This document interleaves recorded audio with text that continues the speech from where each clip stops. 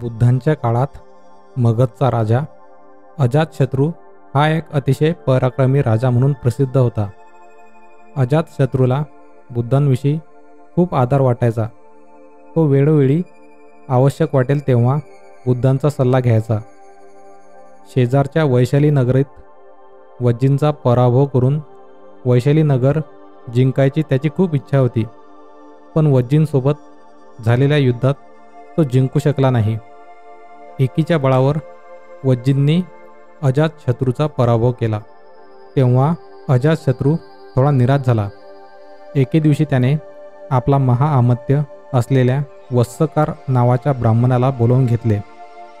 वस्सकाराला आदेश देत तो म्हणाला, वस्सकारा, तू तथागत बुद्धांकडे जा, त्यांना वंदन कर आणि मी त्यांची खुशाली विचारली आहे असे सांग. तसेच मी वज्जींवर पुन्हा आक्रमण करणार आहे याबद्दल त्यांना माहिती दे. त्यावर ते काय म्हणतात ते परत येऊन मला सांग. राजा अजातशत्रूच्या आदेशानुसार वस्सकार तथागतांकडे गेला आणि त्याने राजाचा निरोप त्यांना दिला. बुद्धांनी त्याचे म्हणणे शांतपणे ऐकून घेतले. त्यांनी आपले आवडते शिष्य आनंद याला बोलावून घेतले आणि म्हणाले, आनंदा, वज्जी एका जुटीने वागतात का? एकीने वागून मी सांगितलेले नियम पाळतात का? त्यावर आनंद म्हणाले, होय, वज्जी तुम्ही सांगितलेले नियम पाळतात आणि एक्याने वागतात. आनंद याचे हे उत्तर ऐकून बुद्ध वस्सकाराला म्हणाले, हे वस्सकारा, मी वैशालीमध्ये असताना वज्जींना ऐक्य पाळणे, एकत्रित निर्णय घेणे यासारख्या एकूण 7 गोष्टींचा उपदेश केला होता. जोपर्यंत वज्जी हे 7 नियम पाळून आपल्यातील ऐक्य कायम ठेवतील तोपर्यंत त्यांची वृद्धीच होईल, पराभव होणार नाही. वस्सकाराने बुद्धांचे म्हणणे ऐकले आणि त्यांचा निरोप घेऊन तो अजातशत्रूकडे परतला. त्याने ही सर्व माहिती अजातशत्रूला सांगितली आणि वज्जींचा पराभव करणे कठीण असल्याचे सांगितले. हे ऐकून अजातशत्रू थोडा निराश झाला. तेव्हा वस्सकार म्हणाला, महाराज, जोपर्यंत वज्जी बुद्धांनी सांगितलेले नियम पाळून ऐक्य राखतील तोपर्यंत त्यांना हरवणे शक्य नाही. त्यामुळे वज्जींचं ऐक्य तोडून त्यांना हरवायचे असेल तर त्यासाठी एकतर त्यांना लाच द्यावी लागेल, नाहीतर त्यांच्यात फूट पाडावी लागेल. वस्सकारांचे बोलणे ऐकून अजातशत्रू त्याला म्हणाला, लाच द्यायची झाली तर आपल्याकडे हत्ती, घोडे, पैसा इत्यादी गमवावे लागेल. त्यापेक्षा आपण त्यांच्यात फूट पाडण्याचा निर्णय निवडूया. पण वज्जींचे ऐक्य तोडण्यासाठी त्यांच्यात फूट तरी कशी पाडायची? वस्सकार धूर्त होता. त्याने विचार केला आणि म्हणाला, महाराज, त्यासाठी आपण एक खोटं नाटक करूया. अजातशत्रू आश्चर्याने म्हणाला, नाटक? कसलं नाटक? वस्सकार म्हणाला, मी सांगतो तसं करूया. तुम्ही वज्जींसोबत युद्ध करण्याचा विषय आपल्या दरबारात मांडा. त्यावेळी मी तुम्हाला विरोध करेल आणि दरबारात वज्जींची बाजू घेईल, त्यांची स्तुती करेल.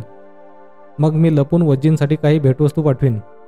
त्या पकडून तुम्ही मला शिक्षा करा, माझे मुंडन करून, अपमानित करून नगरातून माझी हकालपट्टी करा.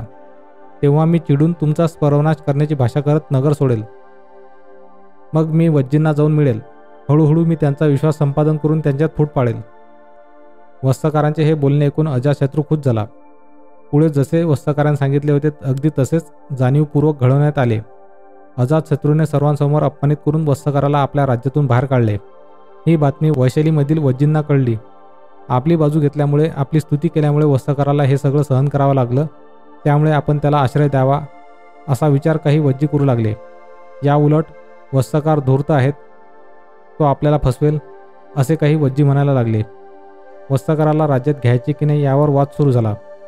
तेव्हा वस्सकार वज्जीजवळ आला आणि म्हणाला, तुमची बाजू घेतल्यामुळे, तुमची स्तुती केल्यामुळे मला माझं राज्य सोडावं लागलं. आता तुम्हीच मला आश्रय द्या.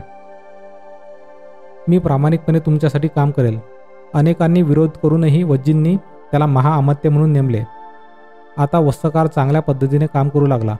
थोड्याच दिवसात सर्व वज्जींशी प्रेमाने वागून त्याने सर्वांचा विश्वास संपादन केला. आपल्या गोड बोलण्याने त्याने सर्वांना आपलेसे करून टाकले. वज्जींचे राजकुमार त्यांच्याकडे शिक्षण घेऊ लागले.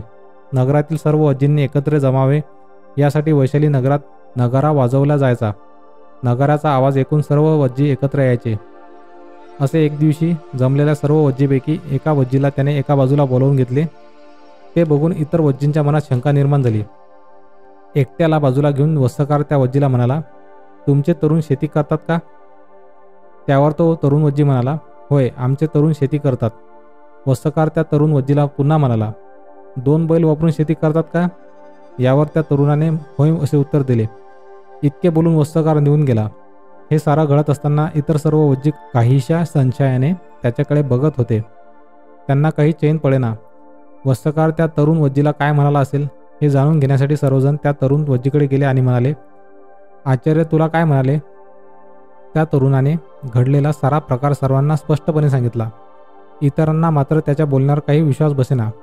हा वज्जी आपल्यापासून नक्की काहीतरी लपवतोय, खोटं बोलतोय असे सर्वांना वाटले. त्याच्याविषयी इतरांच्या मनात अविश्वास निर्माण झाला.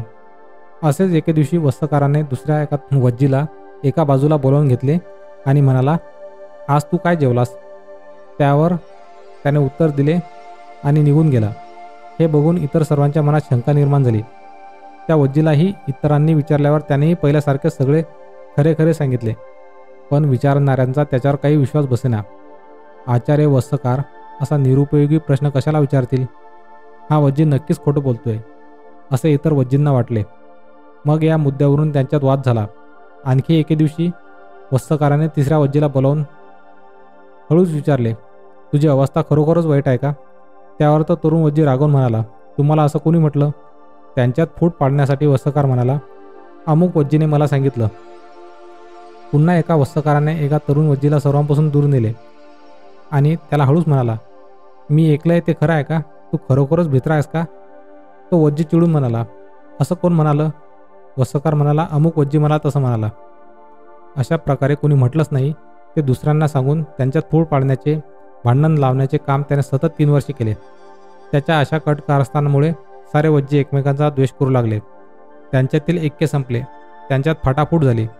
दररोज एकत्र जमणारे, सर्व मिळून निर्णय घेणारे, एकमेकांचा आदर करणारे वज्जी एकमेकांना पाण्यात पाहायला लागले. वज्जींनी एकत्र जमावे म्हणून नेहमीप्रमाणे नगरात नगारा वाजवल्यानंतर एकही वज्जी तेथे जमला नाही. त्यांचं हे असं वागणं बघून वस्त्रकाराला आता कळून चुकलं होतं की वज्जींमधील ऐक्य आता पूर्वीप्रमाणे राहिलेलं नाही. त्याने लगेच अजातशत्रूला निरोप पाठवला, योग्य वेळ आलेली आहे. वज्जींमध्ये ऐक्य उरलेलं नाही. ताबडतोब हल्ला करा आणि जिंकून घ्या. निरोप मिळताच राजा अजातशत्रू आपल्या प्रचंड सैन्यासह वज्जींवर आक्रमण करण्यासाठी निघाला.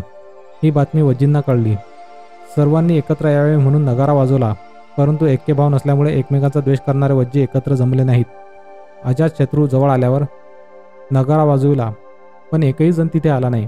शेवटी अजातशत्रू आपल्या सैन्यासह नगरात घुसला, हल्ला केला आणि शूर वज्जींचा पराभव केला. अशा प्रकारे बुद्धांचा उपदेश न ऐकल्यामुळे, ऐक्यभाव न राखू शकल्यामुळे, परस्परांवर विश्वास न ठेवल्यामुळे वज्जींचा पराभव झाला. तात्पर्य: ऐकीव माहितीवर विश्वास ठेवू नये. चिकित्सा न करता कोणी सांगितलेल्या गोष्टी खऱ्या मानू नये. एकमेकांवर विश्वास नसेल तर संघटन यशस्वी होऊ शकत नाही. एकता ही शक्ती आहे. बुद्ध धम्म इन मराठी पॉडकास्टचा हा एपिसोड जर आपल्याला आवडला असेल तर या पॉडकास्टला फॉलो करून शेअर करायला विसरू नका. धन्यवाद.